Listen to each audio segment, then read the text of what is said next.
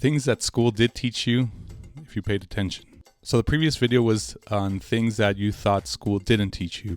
And there was a long list, but now we're going to talk about the obvious things that school does teach you besides math and reading and writing and so on. Those are all good skills to have as an adult out into the world. Okay, but there's some more implied ones that we may not all catch on, and I think it's important to point out. Goal setting. Jordan Peterson mentioned that many young adults don't have a sense of direction. They are now enrolled in college but don't know what else to do with this. He emphasizes the importance of goals. What are you striving for in life? School does teach us to set short-term and long-term goals. You have a long-term goal, and most of the short-term goals are steps in achieving the long-term goal. Through sports or fine arts, they help you troubleshoot your weak points. I need to get better at this before I can do this. Do you want to move out? What are the things that I need to do to make this a reality? Or write down all the things you would need to do. Order them in order of easiest to hardest or shortest term to longest term. And actually write them down somewhere and check them off. This will give you that feeling of accomplishment as you start crossing things off. Adaptability. Throwing you in as many different situations as possible. Working alone versus working in groups. Schedule changes, teacher changes, rule changes. Just dealing with change in general. This is a skill. If you don't practice at it, then you're not really going to get better at it. I think the biggest difference between parents and teachers is parents want you to have the clearest path to success, whereas teachers will purposely throw obstacles in your way to see how you're going to navigate them. So a good obstacle is one that teachers think you can overcome. They wouldn't put that in your way if you didn't think you can overcome it. It is not going to be easy, but teachers see your potential and you will learn what your limits are.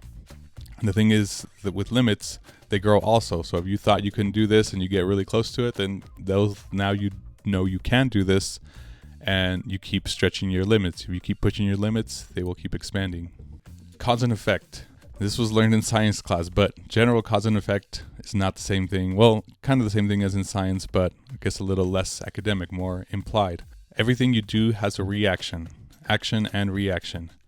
Grades and eligibility for fine arts or sports, tardiness, truancy, procrastination, work piling up, they can also just go as follows. You can have a small action with a small reaction, a small action with a big reaction, big action with a small reaction, big action with a big reaction. You have to start paying attention to your patterns. This also tries to teach you accountability. When is it your own fault? If you're late for work on a regular day, probably no big deal, no big consequence. Small action, small reaction. If you're repeatedly late on regular days, traffic might be a bigger deal. But this is now establishing a pattern, which is your own fault. You can't control traffic, but if you know when traffic occurs, this is your own fault because you can account for that and maneuver your way around it, wake up earlier or whatever. You're late for work on a very important day where they said everyone needs to show up on time, then that could be another small action, bigger reaction, bigger consequences than you would get on a regular day. Facts versus opinions.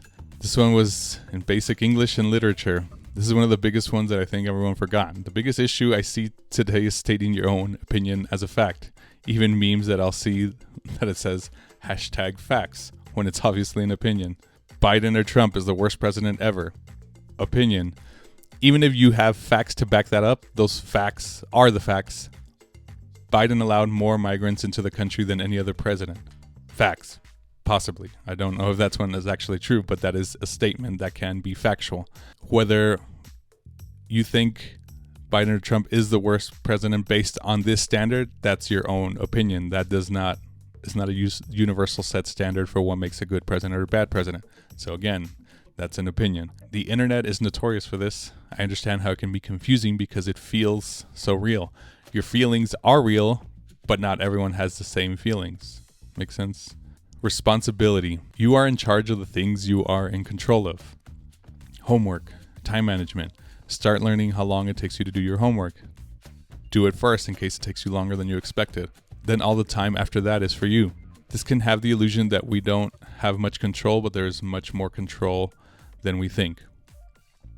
So for example, when I first moved out on my own, I wouldn't learn if there was a safety net there. If you mess up and somebody's always there to catch you and bail you out, you're likely not going to learn. But true independence comes from being able to solve your own problems. For example, my car breaks down and my dad is always there to help me out, it's not likely that I'm going to get my car fixed or truly fixed, because he's always there to help me out. But if it breaks down and now I have to pay for a tow truck and move it back home and then move it to a shop and pay the shop to fix it, I'll probably think twice. Sometimes things seem to happen out of nowhere, but also a lot of other times there are a lot of clues and hints that we ignore that build up when it's too late. So get off autopilot and pay attention to the clues. If you found this useful, please subscribe and follow us.